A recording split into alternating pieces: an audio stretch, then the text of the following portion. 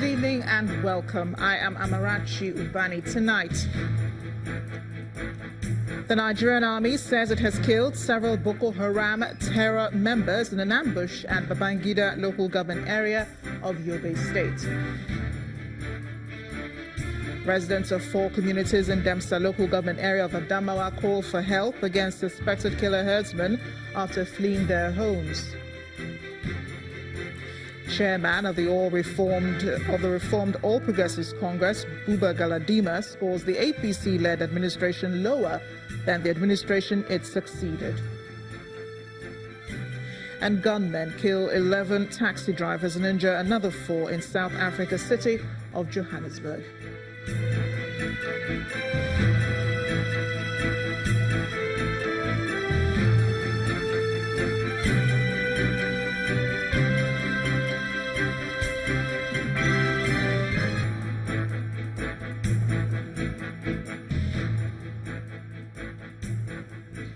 We begin tonight from what the Nigerian army has described as a major victory against Boko Haram insurgents following the killing of scores of Boko Haram members in a counterattack on an ambush by the terrorists along Sasawa Road in Babangida local government area of Yobe State. According to the theater commander of Operation Lafia Dole, Major General Rogers Nicholas, the troops encountered the ambush during a clearance operation to rout fleeing elements of Boko Haram.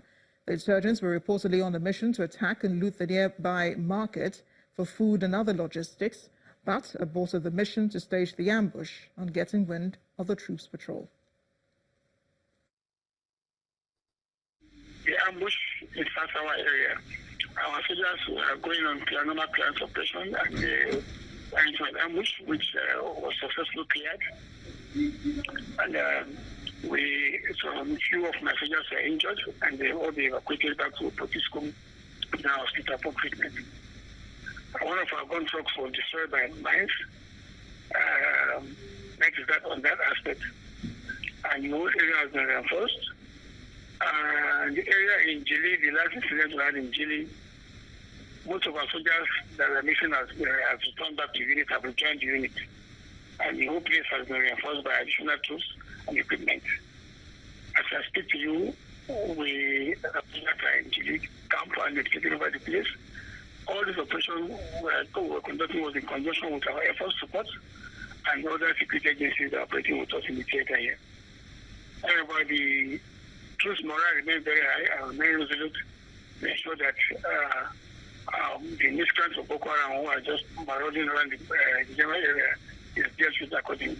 In a symmetric operation like this, the enemy continues to move around. It doesn't hold ground. It moves in small batches. And we are strategizing and also how to deal with the situation. We are strategizing, we are repositioning our troops.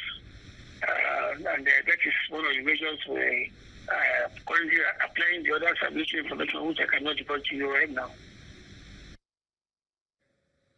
The voice of Major General Rogers Nicholas. Now, over 3,000 households in 4 communities in Demsa local government area of Adamawa State have been sacked from their homes following a night raid by gunmen suspected to be herdsmen.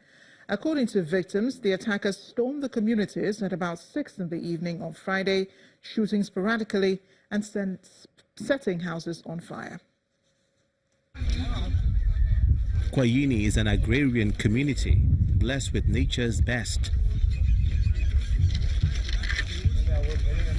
It's one of the 4 villages attacked on Friday evening, where people were sacked from their homes, their houses set ablaze, and eco-friendly trees destroyed. They say the gunmen came into their communities on motorbikes, shooting at everyone and anything in sight. The whole village is down.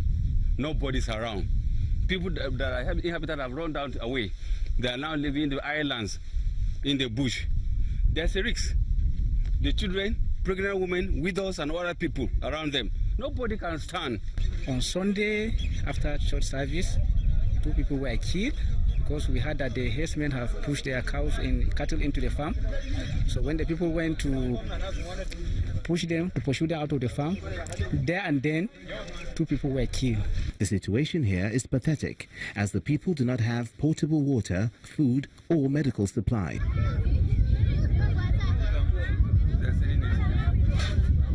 Old men, women and children who escaped the attack are now exposed to a harsh environment. They have been planning to attack us for some time now.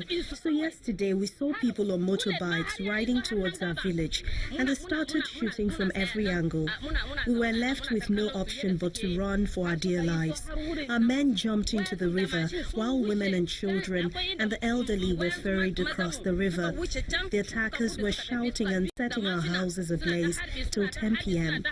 It's a terrible situation. What can I tell you now? See where we find ourselves. We've been sacked out of our homes into this highland. Look at us now. If there's anything government can do, let them do. We don't have food to eat, no shelter, and nobody from the government is here because we've been left to our fate. They believe their attackers are after the ancestral farmland with a plan to take it by force. This is the second time that they're attacking Kwaine in less than 2 years. And since then, you know, this issue of land herdsmen has continued.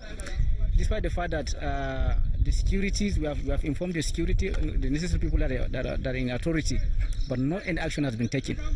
Right now, we're communicating with ASEMA and Office of the Deputy Governor to at least get something for the displaced persons, some relief materials for them, and then to help them settle down appropriately.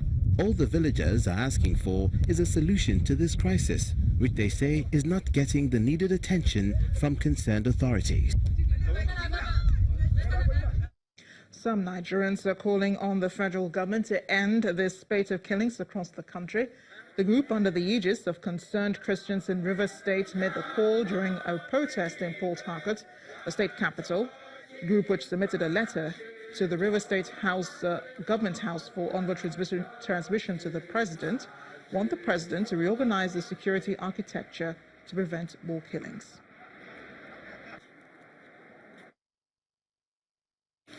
Our grouse is that they are killing our people in the north. Recently, there was a massacre of almost 200 people in Plateau State.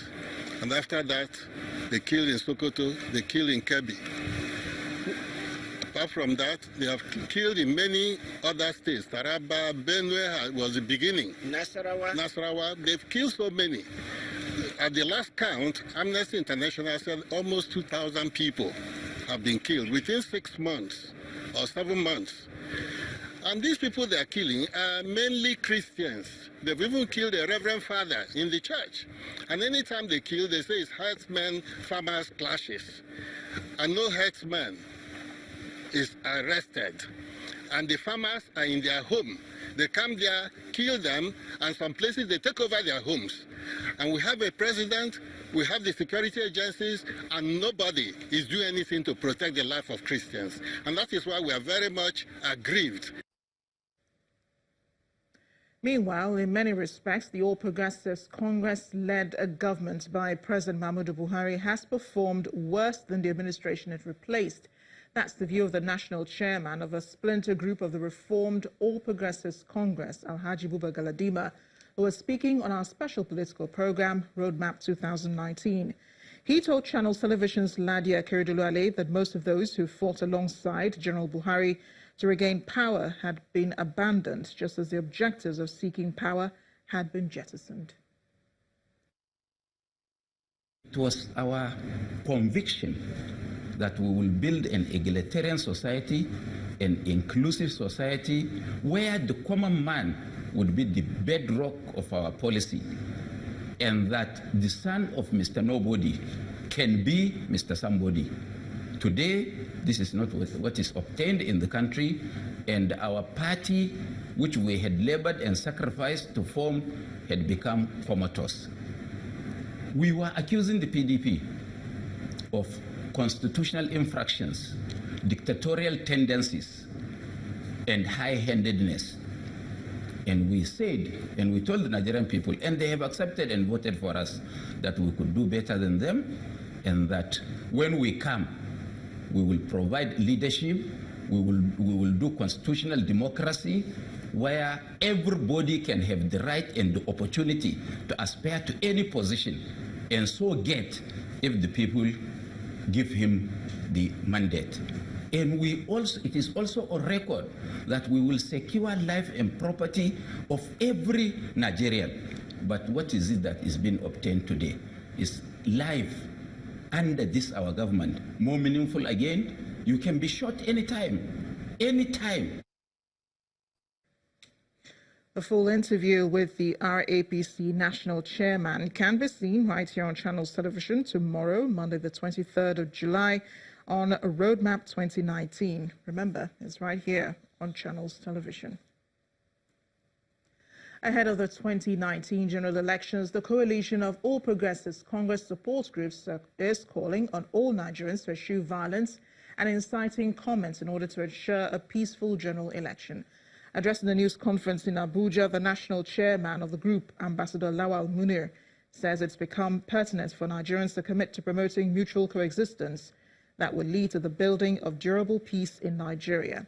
Ambassador Munir also appeals to religious and political leaders to desist from sowing seeds of discord that may heat up the polity. As responsible and respected members of the society and our party, we wish to use this medium opportunity to appeal to them to give the new national leadership of the party a chance as much as possible to try to right the wrongs, if there are any wrongs at all. After all, disagreements were not unexpected. They have become a part of the universally accepted democratic process. However, it is not the disagreement that should worry us for now, but the measure with which to resolve them. It is our considered opinion. It is too early to preempt the capacity or otherwise of the new leadership of our great party to resolve the issues. The crisis rocking the All Progressives Congress in Delta State appears to be far from over, as both factions are still holding claim to the leadership of the party's structure in the state. To drive home their point, one of the groups has held a solidarity rally in Ifurun in support of the executives. The party faithful insists it's time for the APC chairman, Adams Oshomole, to intervene and let the people's will prevail. The APC Congress in Delta State may have come and gone, but the disagreements from it still linger. Two parallel congresses had produced two chairmen, Jones Erue and Cyril Ogodo. But in spite of the recognition of Mr. Erue by the national body of the APC, the two factions have remained at loggerheads. The disagreements between both factions is made worse by the swearing-in of Jones Erue by the party's new national chairman, Adams Oshomole, which reversed the earlier swearing-in of Mr. Cyril Ogodo by the party's former chairman, John Odige Oyegun. Now the Cyril Ogodo faction is seeking justice and has chosen to do so by taking to the streets. There is no way in that judgment that mandated our national chairman, Adamawa, to go and swear in another new chairman in that court judgment. And in the legal angle, as it stands today, there are two orders restraining Adamawa National Working Committee to swear any other person in or recognize any other person as the state chairman and the state working committee, apart from the one led by Cyril Ogodo. We who leads the state working committee is the one we are standing for. We are solidly behind them, and we know together with everyone, Delta State will be for APC come 2019. At the party secretariat, however, there's heavy security presence over speculations that the two factions may clash. After several peace talks between both factions, the Jones Erue faction insists that there are fundamental issues that must be addressed before the matter can be resolved. It is very, very imperative that certain issues need to be cleared. And the biggest one is the embarrassment, the security breach that was caused by the other side, at Eagle Square, when Mr. President was giving his speech before the entire world. We felt very, very embarrassed, we felt very, very scandalized, and we thought that behavior was very, very unbecoming. With the general elections just around the corner, both factions must come together to resolve their differences if they must be seen as a formidable opposition to the ruling party in Delta State. In part two, after the break, a gridlock on Oshodi-Apapa and its environs gradually thins out as security operatives enforce clearance of trucks parked on the highways. Please stay with us.